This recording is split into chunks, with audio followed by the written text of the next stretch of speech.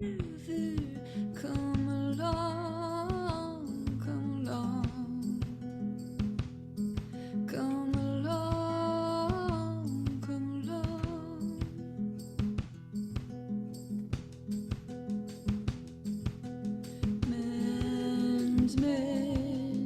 Mending it together.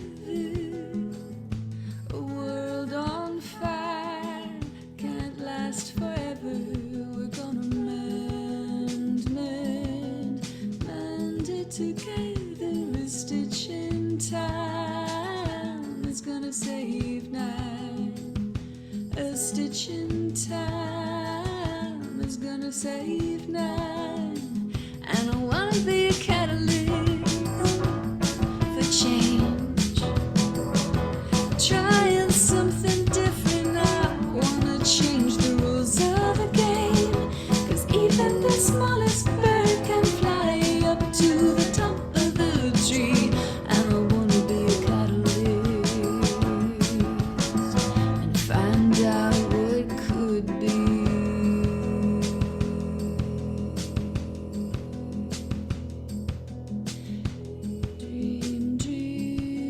Dreaming together. Some say hope is a thing with feathers. We're gonna dream together. It sings a song, never stops at all. It sings a song, never stops at all. And I wanna be a catalyst for change. Trying something different, I wanna change the rules of the game. 'Cause even the smallest bird can fly up to the top of the tree. And I wanna be a catalyst and find out what could be.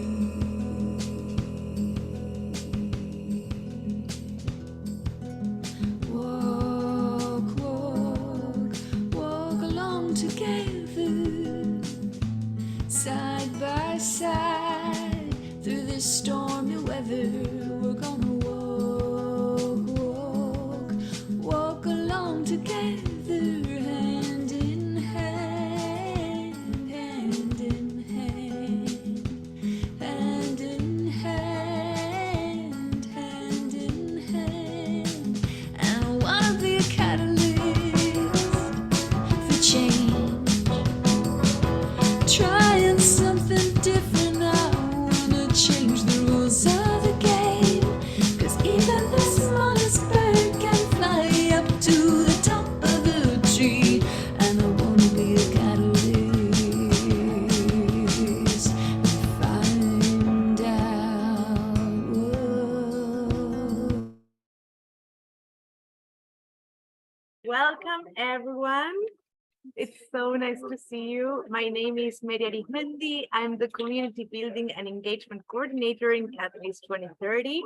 I'm joining today from Buenos Aires, Argentina, and I'm super excited of hosting this amazing conversation. Circular economy has been at the heart of the LATAM chapter last year, and there's so much going on. So it's amazing to have all of you.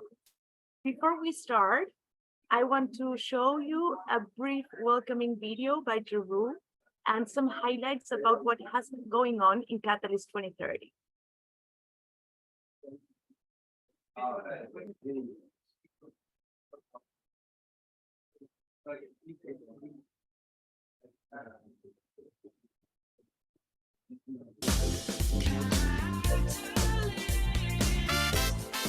Welcome to Catalyzing Change Week. This year's Catalyzing Change Week is about solutions from the front lines by social innovators. In 2022, Catalyst 2030 concentrated its efforts on bringing proximate leaders and frontline solutions to the forefront. Collaborations led by members from the Global South produced groundbreaking reports on climate and transforming education, with an emphasis on offering local solutions. We continued our mission to create an enabling environment for social entrepreneurs to flourish by initiating a letter to donors, signed by more than 1,200 social entrepreneurs and innovators. The Catalyst 2030 awards ceremony was spectacular, and the awards themselves welcomed by the private sector, governments, bio multilaterals and donors. Catalyst 2030 as a movement is disruptive. One of the best things I think that's come out of Catalyst 2030 so far is incredible collaboration across the ecosystem that just didn't exist before Catalyst came into being. The thing I love most about Catalyst is that it's an open movement for social entrepreneurs around the world. I'd encourage anyone who's looking to be more connected with their local communities around social development goals to come along to Catalysing Change Week. Welcome to Catalysing Change Week.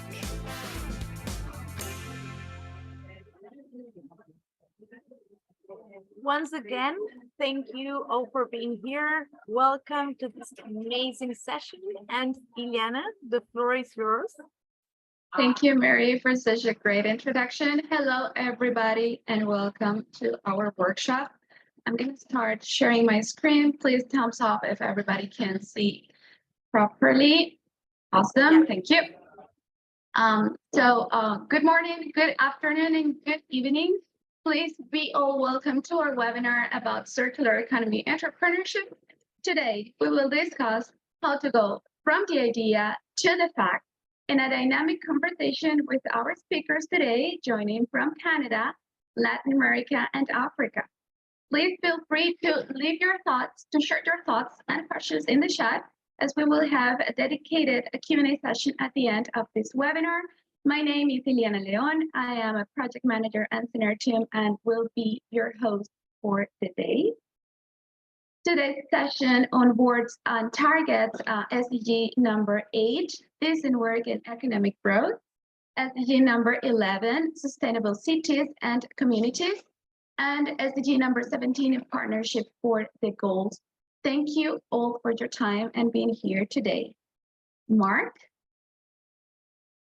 Hi, everybody. Welcome to our little webinar about circular economy. So you're familiar probably with the butterfly diagram traditional for the circular economy. It's the beginning of the understanding, a starting point for the concept of going from a linear to circular in the resources management, other than the make waste industrial model. We are going further with a more holistic perspective that is also very, very common, in considering also the social and aspect and economic aspect, environmental aspect in it, and the relationship to consumption. And so you might be familiar with some common business model canvas. What we have is it's a document that is public, that is available to understand what's the value proposition, target markets, those other boxes of business consideration to start mapping how we make a business case and an idea of a project. Thank you, Mark. And before moving forward, I'd like to introduce our speakers, starting by Pili Luna, designer, photographer, and environmentalist, creator of both Honduras and Pili Luna, brand whose purpose is to create awareness, inclusion, and transformation through design and innovation as tools for sustainable social-economic development. Recently invited by the Vice President of USA, Kamala Harris, to a roundtable of women leaders at the Summit of Latin America, and recognized by Forbes Central America as the top 30 business promises. David Egusimensa is an environmental engineer and consultant specialized in research and development, water supply engineering, sustainability, and circular economy consulting and project management. He has lived and worked with grassroots, private and governmental stakeholders in Asia, Europe, Central America, and across Africa. Co-founder of EcoWamet Solutions Limited, a leading environmental consulting and R&D company in Ghana, and currently a final year PhD research candidate specializing in environmental engineering. And Marc-Andre Belisle, project manager, philosopher, and sustainability impact consultant, His multidisciplinary work experience and business coaching background have led him to perceive the challenges for small businesses to launch impact initiatives that contribute to a better world. He founded Synergium in 2019 with the mission to support projects to deliver activities along the circular economy and the SDG values. He's currently an MPhil business ethic candidate on the moral identity of small businesses and role towards a responsible society. And now I would like to give you the floor for each one of you to greet the audience before jumping into the topic of the day. Mark, do you want to start? Yes, sure. Thanks, Juliana. So to give you a better idea of what Synergium does, we are a small firm, small cabinet of project management for impact projects. The purpose or the origin is that we saw that a lot of projects don't come alive because the resources are not there, or it takes too much to investigate what can be done. It's a lot of legwork, research, and communication, and that's the expertise of the project management that we bring. It covers also the grounds for the business structure, the operational support, access to various funding sources, and the creation of the impact reports. The philosophy of Synergium is that businesses are, we're talking about Catalyst 2030, but businesses are the catalyst of the transformation towards a more responsible society. As I chatted with David also about the identity, moral identity of the businesses and their role, but we're taking action on that philosophy, and our collective also of different experts that bring their support in consulting the projects. Thank you, Mark. Pili, would you like to greet the audience? Thank you very much, Ileana, and thank you, Catalyst 2030, for the opportunity to share what we do. And I have a brand. I started it 2015, and I started recycling jeans and single-use plastics. And then I found this marvelous material, which is fish skin. And we transform it with coastal communities. I have a patent to transform the skin. It's translucent, it's versatile, it's waterproof. So I truly believe this material can substitute plastics, and that we can change the world through it, not only the world, but also the environment, because these skins were thrown away and they cause ocean acidification. And also it brings people from the communities a new income, a new opportunity, and a new way of generating resources with the resources they were previously discarding. So I'm glad to be here, and I would be glad to listen to everybody else. And so that's what we do. We cooperate. Thank you, Ileana. David. Hi, everybody. Thank you so much for making time for this conversation. Thank you, Catalyst, for this opportunity. And really, Iana and your team, thank you so much for putting this together. So my name is David. I have the privilege of leading a team, EcoWamet Solutions, in Ghana, West Africa. We are a consulting and R&D company, and our team is made up of environmental engineers and consultants.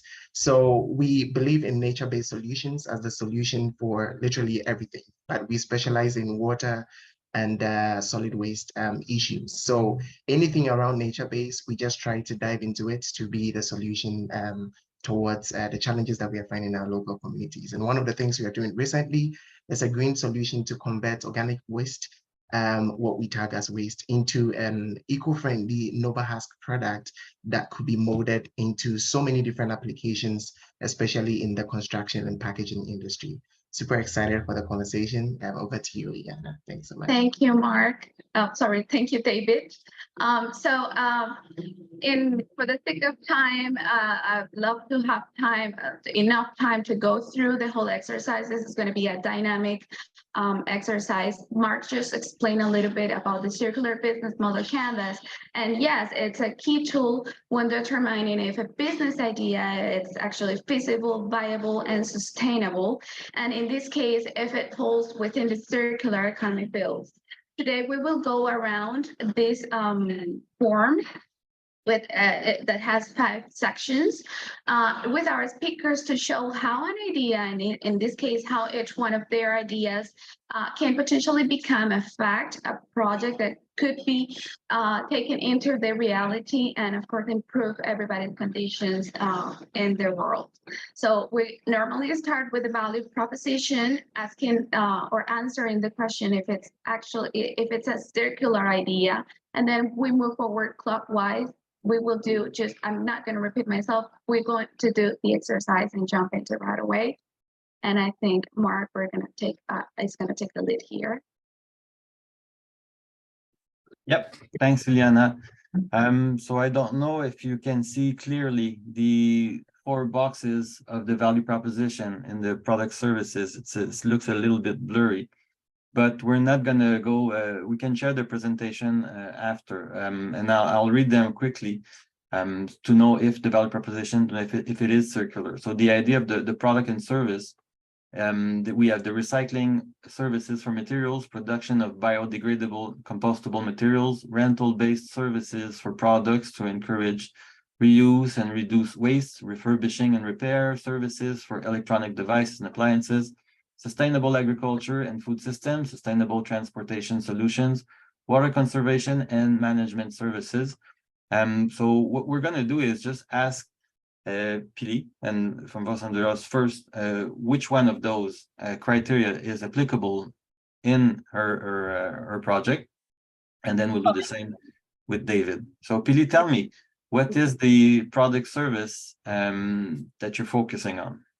Well, thank you, Mark. We're recycling fish skins and transforming them into a new product. And also through that, we are generating, we're generating conservation. It involves a lot of things, and it's sustainable aquaculture too. So I think we meet various of those, and recycling and regenerating is, I think, the most important one. Very good.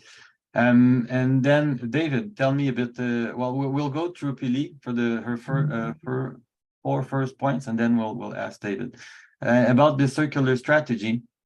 Just to list also the points there. So we have the design for circularity, use a closed loop supply chain, implement a sharing or leasing model, implement a take-back program, embrace renewable energy, or collaborate with partners. Will you tell me which one of those circular strategy? I think we had targeted the collaboration with the partners. So tell us more about how that applies for your circular strategy.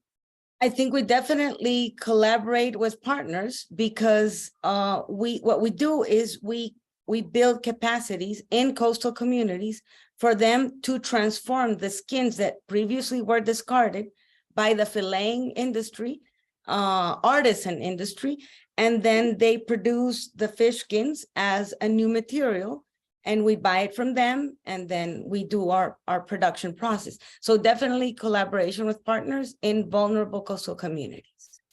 Perfect.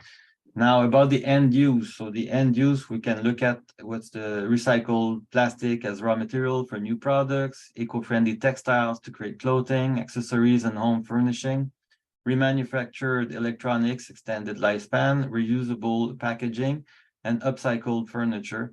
And by the way, these are examples. The list could be much longer, but we just wanted to keep it concise. So from those options, could you tell me in the end use, which ones have you correspond more to your business activity? Well, definitely eco-friendly textiles to create clothing, upcycling. We do also furniture with our material, and wall paneling, and so there's a lot of diversity and variable uses for the material. Perfect. And the user benefits, and David, is going to be your turn after that. So the user benefits, we have the reduced environmental impact through reduced waste and resource consumption, the cost savings, sustainable fashion, reduced reliance on fossil fuels and carbon emissions, sharing economy platform, access to goods and services for those who may not have the resources to purchase them outright. So tell me about those user benefits. I think we have 3 points on your side. Yeah, I think me or David, because I've been talking a lot. For you, yeah, it's gonna be David's turn afterwards. So. Okay, so upcycled, well, design for circularity, definitely. We reduce environmental impact through reducing the waste. In the world, 3.9 million tons of fish are discarded every year out of our protein needs. So definitely we're recycling and remaking these resources from the oceans and preventing ocean acidification. Also, so it's a sustainable fashion. And we create access to goods and services for those who don't have them in the coastal communities. And so that's why we partner with them. They have those resources and we give them the know-how on how to transform those discarded products into a benefit for their education, food security, health, and etc. So the benefits are more than just the material itself or the economic. There's a direct social. Definitely, it's more than just a beautiful bag, you know. Yes. Yeah. Great. Thank you very much, Pili. David, without having to repeat all the options, we'll start with you. So tell me more about your product and service. Sure, happy to. First, I'd just like to say that thanks, Pili. I mean, your initiative is really, really inspiring, and I really just can't wait to get to your factory to see more about this. Okay, so about our product and services, we are also focusing more on organic waste. So it's about converting coconut husk into something we call Nova husk sheet material that could be used by third parties for packaging and construction. So it's mainly focusing on biodegradable and composting materials. Very good. How about the circular strategy? Well, so right at the beginning, we are really focusing on a closed loop where we are trying to create, a line or a chain of employment or source of income so that people will be interested in both collecting the waste as well as at the end of, using the product. People will also be interested in taking out the material back into the economy again. So of course, we cannot do this without collaboration. So we are doing collaboration partners who are helping to supply and also get back the materials into the supply chain. Perfect. And for the end use, I know it's eco-friendly materials. Can you tell us a bit more? Yeah, so mainly we're just trying to give people, businesses, another idea of, hey, probably the materials or the properties you're looking for in materials, you could look for more sustainable ones because, of course, businesses deal with the materials that are available and have the properties that they need and also cheap, of course. So if we can able to make these materials available for them, they will also be able to think about more innovative ways to exploit or make different products for their customers. So definitely, this is a kind of material that we are making for these third parties. Great. Yeah, the idea is always to find the alternative, that is accessible alternative and sustainable. Great, great. And the user benefits, I know there's many. So there's the reduced environmental impact, but we can give examples. Yeah, go ahead. Yeah, so we are targeting construction and the packaging industry. We know that most of the time we are focusing now, there's a lot of conversation on single-use plastics and all that, but we forget that there is also single-use paper and bags and all that. And unfortunately, when these things are used, getting them back into the recycling system is very difficult. And so we also want to contribute to that. And so reduce or try to get people, the industries to use these new material that we are making instead of cutting down trees or, going in for other virgin materials. And so the idea is to reduce the impacts that we are having on the forest. And also, of course, behaviorally, because people throw the waste away, the coconut husk, they just drink their coconut and throw it away. We give them the chance to rethink that, hey, this could be something that I saw on TV that, hey, people are making very nice material out of. So maybe I can start thinking right of it and dispose it rightly. So we are thinking of also getting people's mindset to think differently about waste as well. It's often one of the core challenge is the mindset, because Yes. when we have Yes. a system in place, it doesn't mean people are going to buy in. So, but that's other aspects also of the purpose of the canvas that we're looking into. Great, thank you, Pili and David. So, Ileana, back to you for the second part. Thank you, Mark. So once we have answered if our project or idea is circular, it's time to understand whether is it desirable, and we're targeting a niche or a need from the consumer. So this is where we find out if there is actually a public to offer our services or product. And for the sake of time, I'm not going to read the examples here, but please, you will be able to access this presentation afterwards if you want to have this form and suggested points. So I'm going to jump in directly and start with Pili. What about your user segments, Pili? How do you define your user segments for your product and brands? Okay, I definitely have two sets of clients, and it's individuals who are conscious about buying. Why do you buy? Why do you consume? What materials do you choose? It's all a choice in life. And also we do B2B, and we sell also the skin for people who want to create the products. Like we create products, but we also sell the material. And public entities like with initiatives and NGOs, because we work through and with NGOs to train the communities and to build them an ecosystem of entrepreneurship and also environmental protection. Because through transforming that residue of what they do, they prevent ocean acidification, which corrodes the mangroves and destroys the coral reefs. So that's, I think, public entities and NGOs that focus on sustainability. Awesome. Also individuals and businesses who want to create and build with new sustainable materials. And can you tell us how do you build the user relationship within those segments a little bit, please? Well, I think I've been doing this for a pretty long time, and I've got, thankfully, it's been exposed what I do. So it's easier for NGOs to get to me and then tell me, like, I have a community and they're throwing their skins, could you please? So that's where I enter. And I come and I train the people on how to make this transformation, and I buy it from them. So that's an inclusive business, really. And we partner and we collaborate, and we build an ecosystem thinking in a holistic perspective. Excellent. And what are your delivery channels? How do you deliver those trainings and final products at the end?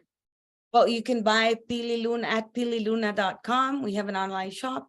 Then we have like partnerships with stores in Roatan. It's in Honduras where the cruise ships come, and we do that with NGOs too, with organizations. And we have like a lot of different products that say something that we're taking care of the environment.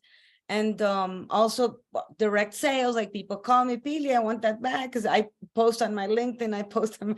So that's, and collaborations with other businesses like in Costa Rica and in Honduras. So in the US, we're aiming to that market, and we're slowly entering that one, and Europe too. So I think that's. So tell me now about the reverse logistics of your project. How do you manage it? Well, we sort and we process the fish waste, because they fillet to sell the meat, and the skins they used to throw away back into the lagoon or back into the ocean. So now we have a system where it's a line, but it's not an industrial line, it's an artisan line. on which we know how much the fish has to be in order to be sustainably sourced. So we don't buy skin that doesn't meet the requirements of the length, you know, because that's part of what we do, our values. And we reintroduce to the value chain this skin that was previously discarded, and the communities they have opened their eyes to a new way of generating income with a resource they already possessed. So thank you very much, Billy. So let's move now into the coconut project. Let's leave fish aside. And David, share a little bit about your user segment. How have you described or determined your user segment? Yeah, thanks, Iana. So unlike Pili, we are in our early days of production and trials. So mainly we are looking at giving the businesses the opportunity to explore innovation. So our sheets are mainly for businesses. So we only sell to businesses and industries who are into packaging and construction, as well as interior design. So we mainly focus on B2B.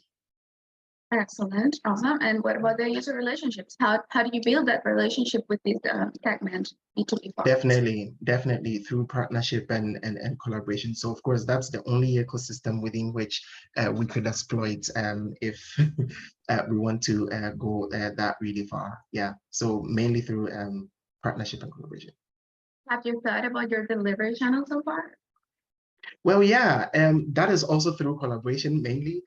So we've selected third-party industries who we think that they might need our product. And we work with them to sort of get their needs so that we could mold these materials into probably different strength or different durability or different properties that they are also looking out for. So they help us to be innovative, and we also help them to be innovative.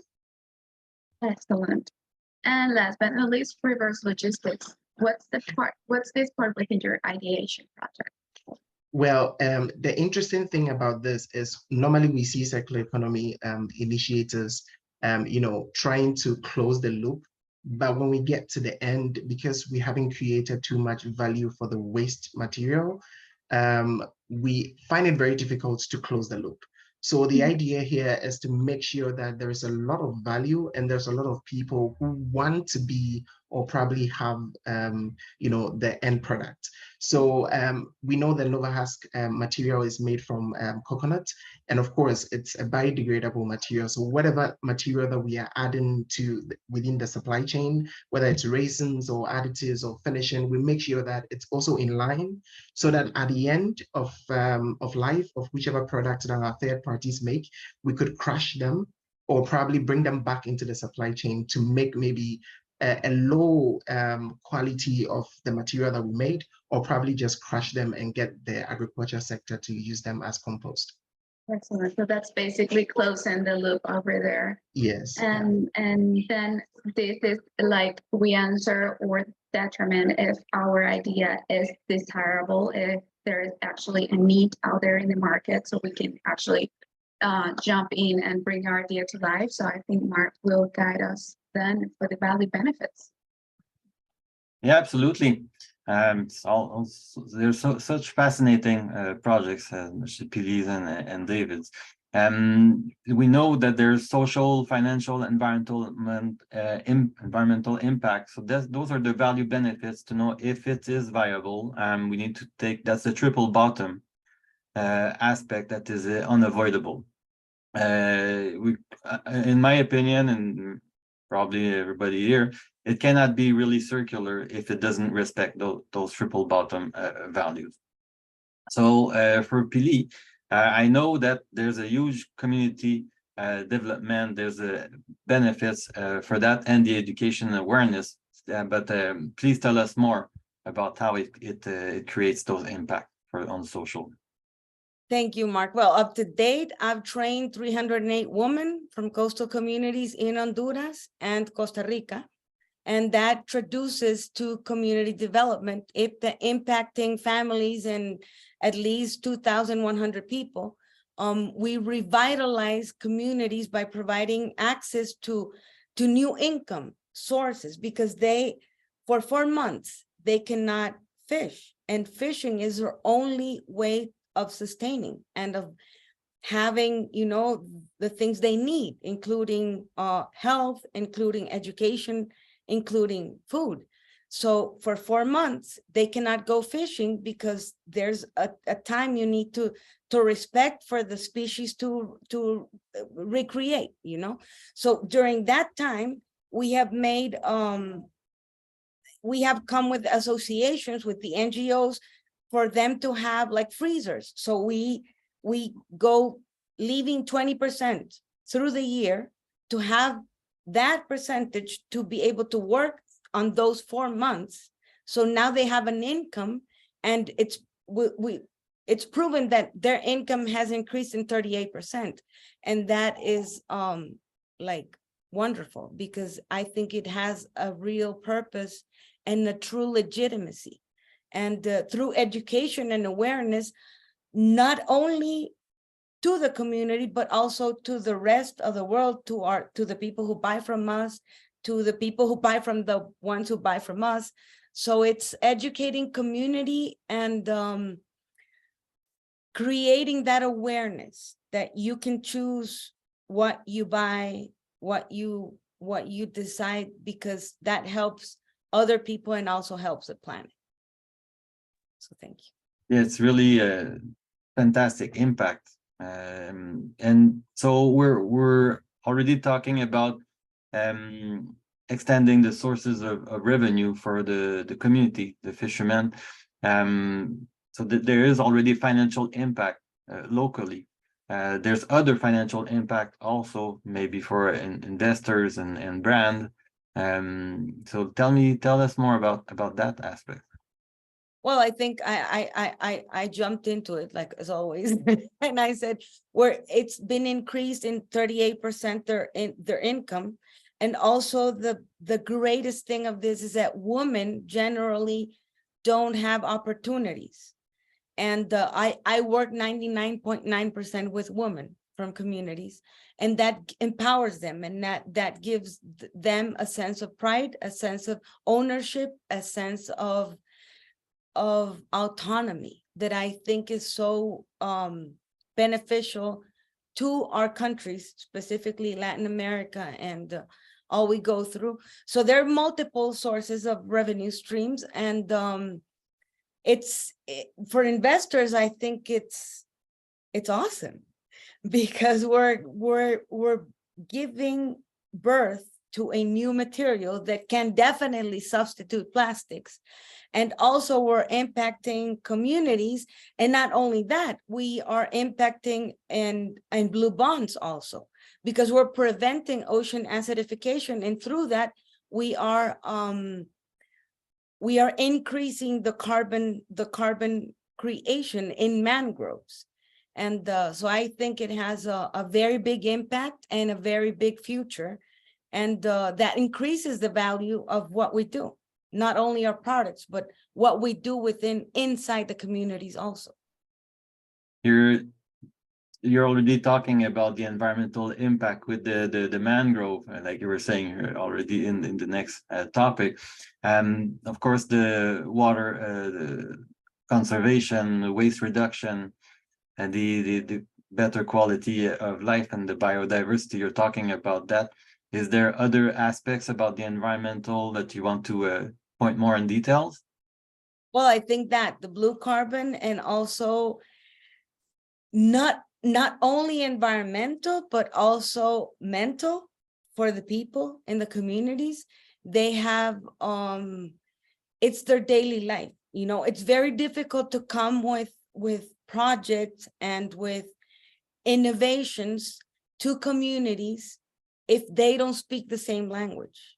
Mm-hmm. And I think that's what the biggest impact, social, financial, and environmental, that we've had, because people are used, it's their resource, it's local resources. And also on our processes, the environmental footprint we leave is that we color these beautiful skins with roots, with plants, we use no chromium, no harmful chemicals for the environment. And so our from the idea to the final product, we have that legitimacy with protecting the environment, the people, and the income also. Very good. Very good. Yes, all of those aspects needs to be considered for the environmental impact. It's not just the waste management itself, but there's the downstream, upstream relationship also, that those are not in the process, that are not having negative environmental impact as well. Thank you very much, PD. David, tell us about your social impact for Nova Husk. Yeah, thank you so much, Mark. So for us, we believe in local communities as well. So among our team, we have something that we say that using local tools and science to solve local problems for the benefits of the local people, right? So most of the time we get to see that, you know, countries are being exploited and mining communities, blah, blah, blah. But then of course, these communities don't even have jobs, and they don't have good roads, they don't have good health conditions. So we want to involve the local people within the supply chain, using their own tools and simple science to create jobs and income solutions for them. So mostly we are targeting areas where the raw materials, as the coconut husk waste material, is readily available. And those are places where we can replicate the idea or the initiative for them to keep producing for third parties within their region or probably in the nearby communities. And of course, we hold education and awareness also super high because this is a big challenge for the municipalities to solve this waste problem. Because of how heavy it is, and also people really enjoy coconuts in the local communities. There is a huge pile of it everywhere it's being sold, and it's not like it can be sold by the streets, and so that's quite challenging. So we want to educate people that there is value in this, so that they could also contribute to helping us by dumping this maybe close to our transfer stations, or probably close to a vendor who is also willing to work with us within the supply chain. It's very important to make those connections and those collaborations, to have those suppliers, the product, and put the system in place. That's part of what we're still reflecting on in making the business case. Yes. About the financial impact, I think for you also, there's the different sources of revenue, and it's very attractive for investment opportunities also. But please tell us more. Yeah, definitely. As you mentioned, trying to make it super attractive for people both locally and internationally to sort of invest in that. And of course, that could be a very good source. And definitely through our sales, multiple channels of selling to different industries. But as of now, though we have a number of industries that we are looking at, we know that the industries can also help us to be more innovative by telling us their needs, right? So the more industries that we can sort of get to them, of course, the more multiple streams that we can also get. Great. We'll look at the environmental impact. We also have, I know you have the resource conservation also, reduction of the emissions. There's so many positive environmental impact. Yeah, so I would like to highlight mainly the emission reduction. And as I mentioned earlier, that this is a headache for the municipalities to sort of manage this waste.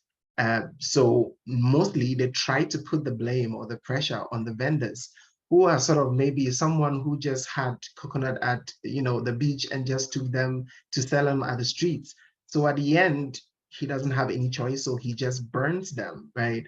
And this is a huge problem in most of the municipalities and areas. So if we are trying to give them value for this waste, they are super happy about it. And also, of course, we can reduce the indiscriminate burning that is happening in the open spaces around the city. like you were saying before in the value prop, in the alternative of not cutting down the trees and the not using the fossil fuels. So there's so many environmental impact that we don't necessarily see on the surface of the creation of the product, but when we look at all the parties that are involved around it and using it, it goes further. Thank you very much, David. I'll let Ileana continue with the point 4 for the value cost. Thank you. Yes, we're just we have 15 minutes to continue with our workshop. So we have confirmed until now that these ideas are circular, that they are desirable, they are viable, and it comes to comprehend or determine if it's sustainable. But then here it's pretty much what we call the value costs or the financial figures attached to our project, which we're not going to touch into detail in this workshop because it will basically take another extra hour for us to explain and go into the details. But again, if you want to have access to this presentation, we will soon drop a survey link in the chat so you can fill out your email and name, and we will make sure to deliver this presentation with you. Briefly into this topic, the value cost goes to the social capital, which is mainly the number of jobs created, wages, and partnerships established with third parties, even volunteers, if it's the type of participation and partnership that your project aims. Then it's the financial capital, where you were supposed to include other costs such as equipment and infrastructure costs, direct costs of your project, revenues and return of investment of your product. And then, of course, we cannot leave the environmental capital aside, which is the quantification or measure of the impact of, for example, waste reduction or resource savings like water or energy, carbon footprint reduction, like Mark and David were discussing before. So today we won't go in depth into this topic, but please fill out the survey in the link if you want to learn more and participate in future webinars of Synergium around circular economy project. And then Mark, let's please go and move forward with the value creation. Yep, thanks, Ileana. Like you said, for the value cost, it would be a further webinar we could do, and it's part of the business case that we do as a service at Synergium, and also it involves measuring the impact with the impact reporting for the measuring what are the capital. So for the value creation, Pili, please tell us about who are the actors in the ecosystem for your initiative. Okay, so the actors are a lot of them. Like it's our team, it's the coastal communities, it's the NGOs, it's right now government, like they want to get involved because they have seen the big benefit that training all the coasts in Honduras or the region would benefit the economies of the local economies of people that live in coastal communities. So partners, investors, NGOs, civil society, and especially the local communities, because they're the ones who benefit the most out of these projects.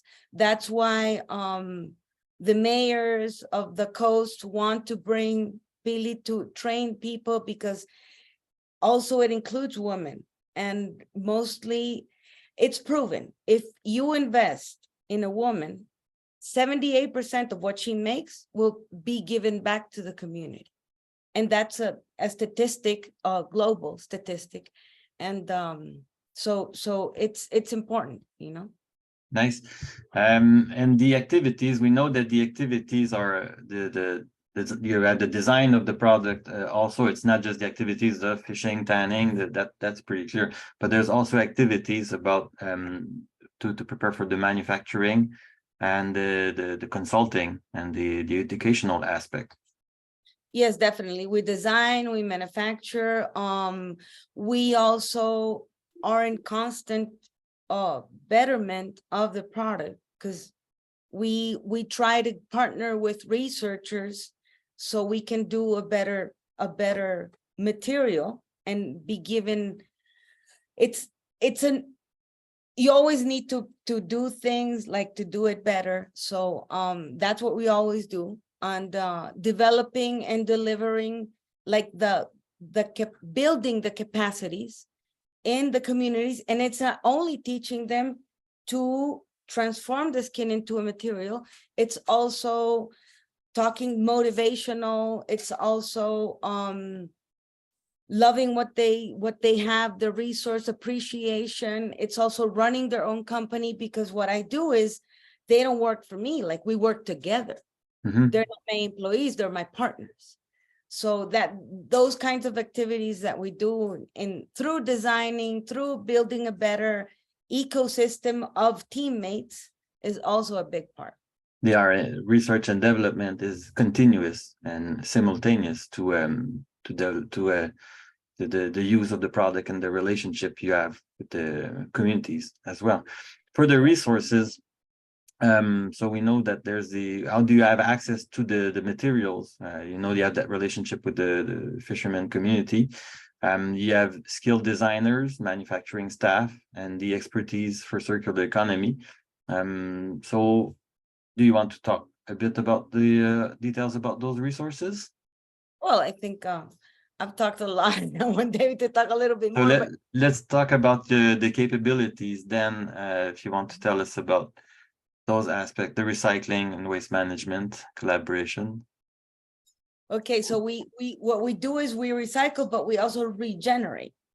Instead of this material to go die, we make it live again and we give it color. And it's not only a material, but it's also a community. So I think the collaboration engagement, that is very powerful within the communities. And through technology, we are trying to create a better quality management of the product, because working with communities can be very, very, you need to have a lot of tact. You need to know their culture. You need to be very empathic. And also you have to understand their daily living conditions.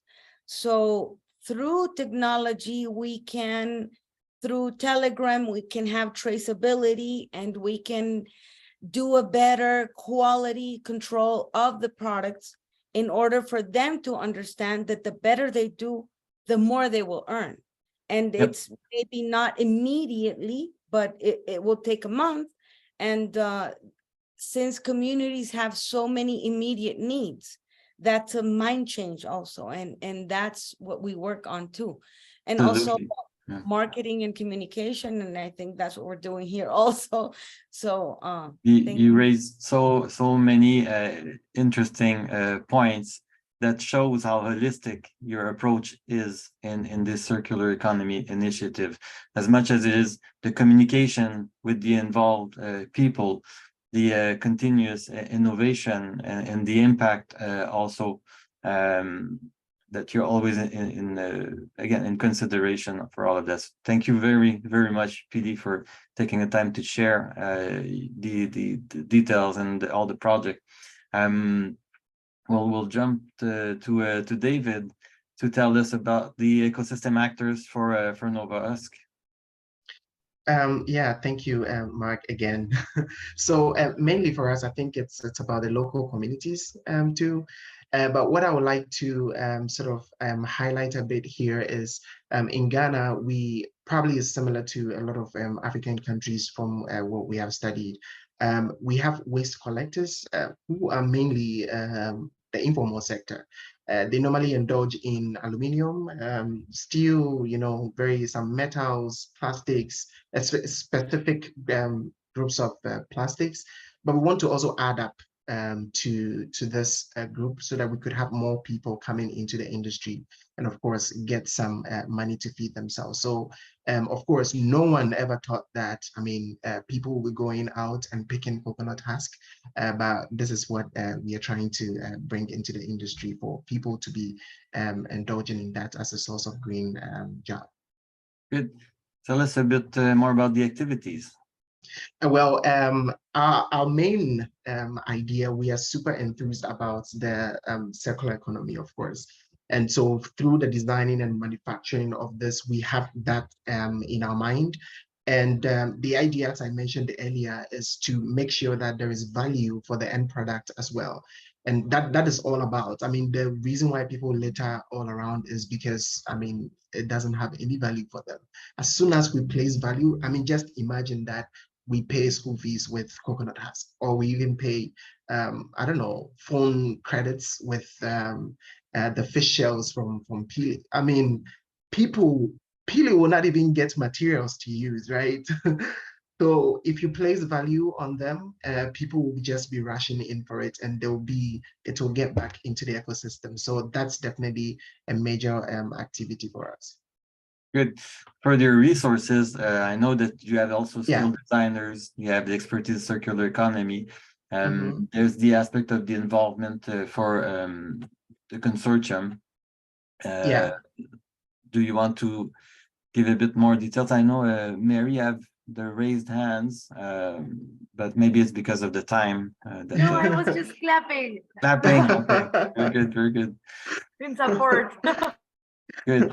So I think about this, we are really blessed to have a really amazing team that are working tirelessly at Equamet. But more importantly, I think I also really appreciate all the efforts that Mark, your team at Senetum is helping us with, because I think they ask the critical questions. I mean, this probably might not be well, but anyone who is trying to get into this space, you definitely need someone who will ask you the critical questions, and that why are you doing this? What is going to be the end product? What are you going to do afterwards? And I'm sure Pili will testify to this, that working with Zenetum is really has been amazing. So yeah, so for us, it's more about the people that we are working with who have been really valuable to us. Oh, Pili, you wanted to say something?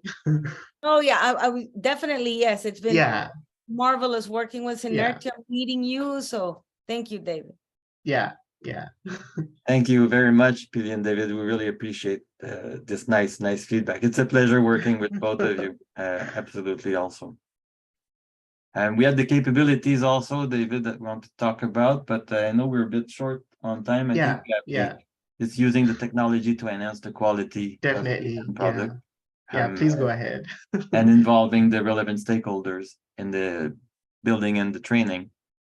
The slide will be shared later. I know we have our Q&A and recap, so maybe we can just go quickly about the quick recap, and then we'll talk about what we wanted, the little bonus offer that we have for the circular economy cluster. So for the recap, we just want you to remember our main takeaways, to be curious about the source of the problem. It's not just to identify waste and do something with it, as in the innovative or aspect, but it's also to be interested in how did the problem originate. And if your idea is bringing something helpful to solve a problem or that problem, and if you have involved, what are the identified who are the involved parties. Also, when you study the impact, you want to be able to measure, like we were saying, the environmental impact, social impact, financial impact. The triple bottom is key. And when you structure the project, you need also to know the volume, accessibility of the materials, what are the processes of transformation required, who are the people that are going to get involved, and of course the costs also. And remember that ideas is good, but you need a market to have a business and have impact and measurability. Otherwise, it stays on paper, but the impact is not being delivered. Also, I want to let you know that we are working on a platform that will be a free access, but on a membership base to control what's the policy and the use of it. So the idea is to create a circular economy, open library of sources of material and what are the sub-products and the end product that could be done with it. And it's not about telling people what to do or even taking any responsibility about the legal application or technology possibilities or different geography limitations. is just to share in open open library ideas and materials people could go and see and have it, and then we could connect with us and see what's the business case and we could explore it. So that can be good for people that want to do something about circular economy but want to just see what can be done. And in the case, for example, we have like with the Nova Husk and Pili, we could say what else could we do with the other parts of the fish, and then we compare with other alternatives. So if you want to be invited when the portal is available, please check that box in the short survey, and we will contact you when it's available. Again, it will be a free access. We just want to add it as a form of a membership. And we offer a free coaching session of 30 minutes. We say 10 first entrepreneurs, but we're more than 10 today, so everybody will be able to benefit from that, to brainstorm, have an idea of what would be your circular economy project and get our basic feedback along the lines of what we saw with the business circular business model canvas today. So if you have any questions, we can take a few minutes. I would like to take the floor just for a second to thank Mark, thank Pili and David especially for being part of this exercise. I really, really hope that everybody could learn a little deeper or in-depth, about how to fill out the circular economy business model canvas, how to understand and take the project from an idea to the fact to actually launch their project out there, to become entrepreneurs, social entrepreneurs, and collaborate, of course, with Catalyst 2030 as an amazing ecosystem that bring us together today. Thank you, Mary, for all your support throughout the session planification and organization, and everybody for staying until the very end. If anybody has any question, we're happy to answer or reach out to our emails. We'll be happy to reply to you and stay in touch for further conversation. I would like to say congratulations to all of you. It's amazing the work you've done. And something that I truly love about Catalyst is the fact that Catalyst brings together practitioners. And I always think, what better than bring practitioners in, because we're all action-driven focused, but also because we've come such a long way. And if we don't share how we went and our journey from the idea to the fact, many people do get scared. Many people say, oh, I will never be able to achieve that. And this is so important because you've made us realize what are the important aspects to have in mind while thinking an idea and trying to create a project. And I think it's super generous what you've done. So thank you, congratulations. And just some little last things while you complete the survey. If you're not part of Catalyst yet, you can always join Catalyst. We are a global movement of social entrepreneurs and innovators working collaboratively with communities, governments, businesses, and others to change systems and advance the SDGs through collective action and bold new strategies, which relates a lot to the innovations you were talking about and how to really tackle challenges. On the other side, if you're already part of Catalyst and you want to continue helping us grow, you can nominate governments, other social entrepreneurs, innovators for the Catalyst 2030 awards. The nominations are open. If you'd like to purchase local products, run with local people, and also thinking about those amazing values you were all talking about today, you can always shop online in the Catalyst market. If you're a private business and you'd like to really support us, you can sign the business commitment pledge and receive a business commitment badge. And if you've got knowledge, if you've got resources you'd like to share with other innovators, other social entrepreneurs, you can always do so in SCI. That's the socialchangeinnovators.com. I'll stop sharing now and thank you all. There were some really powerful, I think, images and quotes. If you'd like to also share in social media, we'll be delighted, because as we were saying at the beginning with Ileana, Pile, David, and Mark, the goal is for everybody to be able to get inspired, to be able to access new resources and interesting conversations. So thank you again, and I hope you all have a great day. Thank you, everyone. And please go and fill that quick small survey. It's only 2 questions. It's going to take you 10 seconds. Going to be helpful to show your appreciation. And there's 4 boxes you can tick to tell us if you want to get the presentation, the slides, and the recording. If you want us to contact you for the circular economy sandbox mapping, for the free coaching.